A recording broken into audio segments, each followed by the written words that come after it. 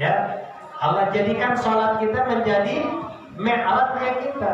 Makanya dikatakan as-sholatu mi'rajul mu'minin, bahwa sholat itu merupakan perjalanan mi'rajnya seorang mukmin.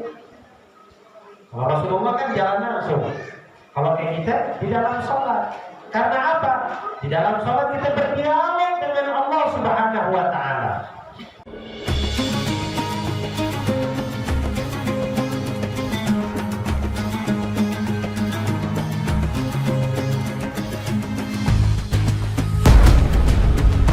Dialog langsung dengan Allah. Salah satu contoh seperti di dalam bacaan tasyahudnya. Ketika dikatakan at-tahiyyatul mubarakatus shalawatul thayyibatul lillah, dijawab sama Allah, assalamu alayka ayyuhan nabiyyu wa rahmatullahi wa barakatuh. Rasulullah baik hati, kalau saya doang yang dapat, yang lain kagak, kesian. Gitu ya, umatku yang saleh, hamba-hamba Allah yang saleh mesti dapat juga. Assalamu alayna wa ala ibadillahi shalihin. Dapat. Ya, itu merupakan dialog sebenarnya antara baginda Rasulullah dengan Allah Subhanahu wa Ta'ala. Setelah baginda Rasulullah mengatakan seperti itu, seluruh penduduk langit, seluruh penduduk bumi, mereka mengatakan asyhadu an la ilaha illallah wa asyhadu anna Muhammadan Rasulullah. Itu bacaan tasyahud yang biasa kita baca. Jadi kalau kita mau tahu rangkaian daripada bacaan tasyahud yang kita baca, itu diumpamakan seperti pohon yang ada di dalam surga. Disebutkan di dalam salah satu keterangan, ketika orang baca at-tahiyyatul mubarakatus shalawatul thayyibatul lillah, ketika dia baca itu diumpamakan seperti burung, ya, burung yang dimana dia hinggap di atas pohon, dan di pohon tersebut ada mata air. Ya, ketika burung tersebut turun ke mata air dan menyelupkan dirinya di dalam mata air tersebut, burung nyelam di mata air. Terus ketika dia bangun dari mata air, dia kepak-kepakan tuh bulunya. Ketika dikepak-kepakan bulunya, maka terpancarlah apa? Air tuh. Ya, kalau kita bahasa kita bilangnya kayak apa namanya? Muncrat gitu ya, air dari sayap-sayapnya, dari bulu-bulunya. Dan setiap air yang terpancar daripada bulu-bulu tersebut, itu Allah jadikan sosok malaikat yang selalu beristighfar memohon ampun buat kita sampai dengan hari kiamat. Oh, kalau orang baca at-tahiyyatul mubarakatus shalawatul thayyibatul, jangan salah. Ya, kalau kita baca kalimat itu berarti para malaikat yang Allah jadikan daripada air yang terpancar dari burung-burung itu, malaikat yang selalu beristighfar buat kita, memohon ampun buat kita. Sampai kapan? Sampai dengan datangnya hari kiamat. Makanya dikatakan ketika seorang mukmin dia datang, dia masuk di dalam sholatnya dengan membawa dosa yang begitu banyak, dosa yang ada di wajahnya, dosa yang ada di tangannya, dosa yang ada di badan dan kakinya, dosa yang ada di lisannya, datang mengerjakan sholat dengan membawa dosa. Berapa banyak dari mereka ketika mereka keluar dari sholat mereka, dosa-dosa mereka sudah diampuni oleh Allah Subhanahu wa Ta'ala. Tasaqatat anhu dunubuh. Jadi dosanya itu berjatuhan. Ketika mereka rukuk, Allahu Akbar, jatuh. Ketika mereka sujud, Allahu Akbar, berjatuhan dosa-dosa mereka. Ketika mereka membaca setiap bacaan-bacaan yang ada di dalam sholat, dari bacaan-bacaan tersebut Allah jadikan sebagai penghapus dosa-dosa mereka. Ketika keluar dari sholat, bersih. Ya, dosanya habis. Tapi ada orang keluar dari sholat, dosanya banyak. Ya, ada orang keluar dari sholat, kelar sholat, dosanya kagak habis, masih ada. Bagaimana kalau begitu? Mereka adalah orang-orang yang sholat hanya dengan tubuhnya saja, tetapi hati dan pikirannya tidak ikut di dalam sholat. Yang penting sholat dah, gitu ya. Mau khusyuk mau kagak, udah amat. Yang penting saya udah sholat, gitu ya.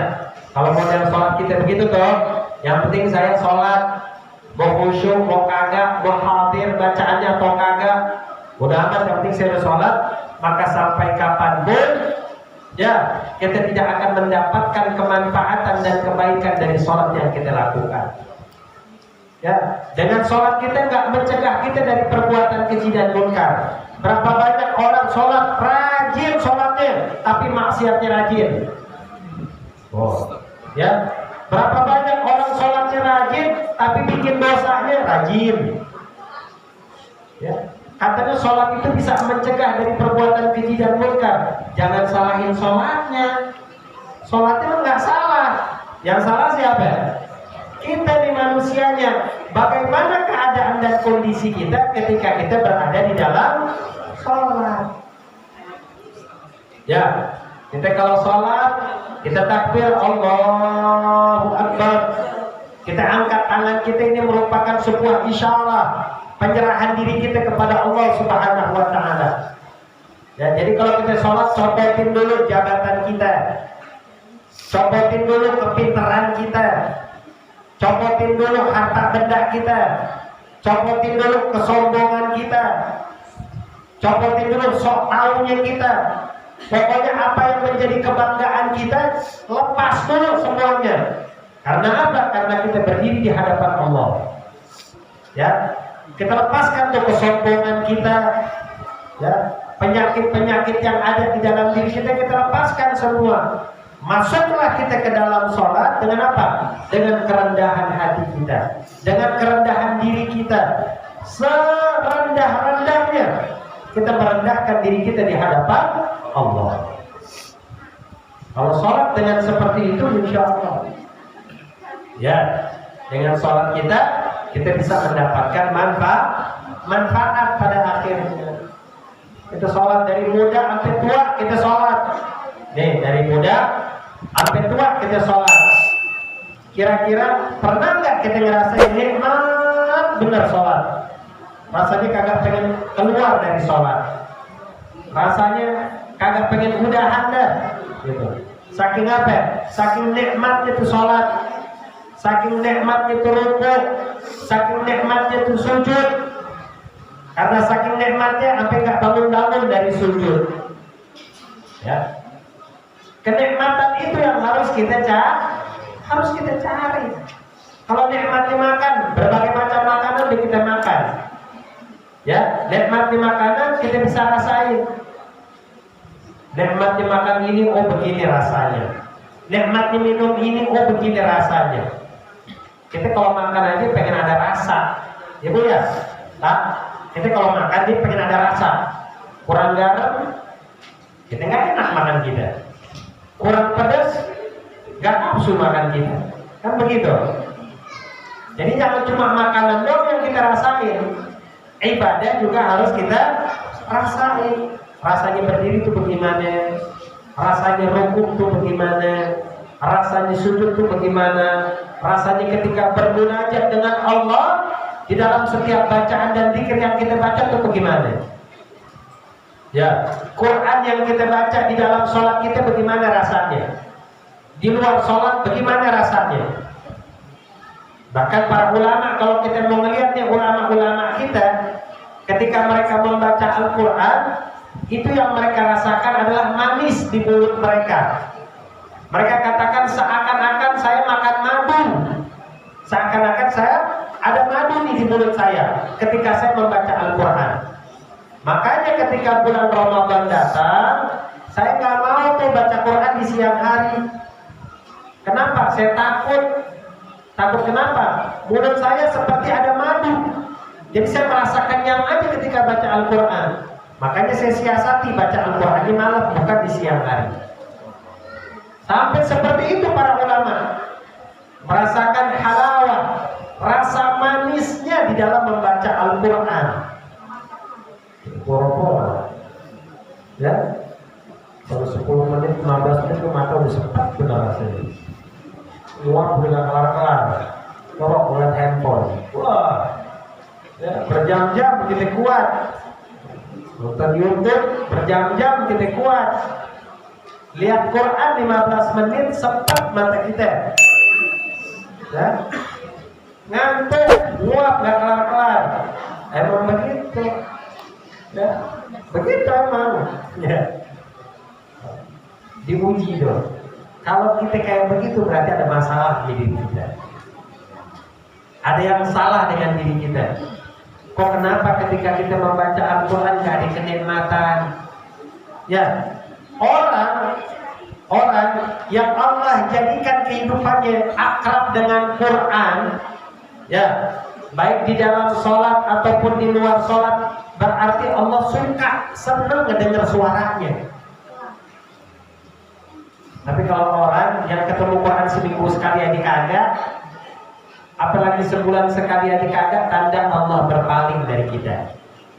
Tuh, hati-hati. Tanyain diri kita, Al-Quran bagaimana? Ya, kalau kita mau sengaja baca, Ustaz, kayaknya nggak ada deh waktunya. Baca di dalam sholat. Kalau lagi sholat, bangun di malam hari tuh, pegang Quran, baca. Saya nggak sempat baca di luar sholat karena waktu saya mesti kerja dari pagi sampai malam. Saya siasatin baca Qurannya di malam hari sambil saya sholat, boleh nggak? Boleh. Sambil lihat Quran, saya pegang sholat pun saya pegang Quran dalam sholat saya, boleh nggak? Boleh, silakan. Jadi sholatnya dapat, baca Qurannya dapat. Begitu. Imam Syafi'i seperti itu. Ya. Beliau mensiasatinya begitu. Jadi baca Qurannya itu ketika beliau berada di dalam sholat. Ya, terutama bulan Ramadan nanti nih. Bulannya Quran, bulannya Quran. Jadi kata diri kita itu benar-benar dekat dengan Quran. Ya, bulan Ramadan lah semua orang kayak malaikat sudah. Semua orang kayak malaikat yang tadinya nggak pernah megang Quran, megang. Yang tadinya jarang di masjid, rajin di masjid. Ya, alhamdulillah. Mudah-mudahan itu bisa bertahan. Jangan cuma Ramadan aja, ya. Jadi kun rabbaniyan wa la takun ramadaniyan. Jadilah kalian hamba-hambanya Allah, bukan hamba-hambanya Ramadan. Kalau hamba-hambanya Allah mau bulan Ramadan, mau bukan bulan Ramadan, tetap taat, tetap istiqamah. Tapi kalau hamba-hambanya Ramadan, rajinnya di bulan Ramadan doang.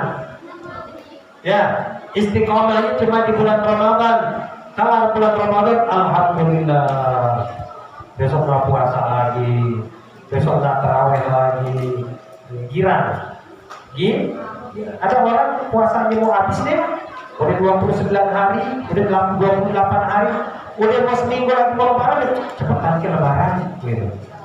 Ya, begitu nggak biasanya? Udah nggak tahan, pengen buru-buru lebaran. Ya, kayak udah nggak seneng gitu sama Ramadan. Ya, ulama-ulama dulu kalau Ramadan habis, kalau Ramadan berakhir pada nangis, pada sedih.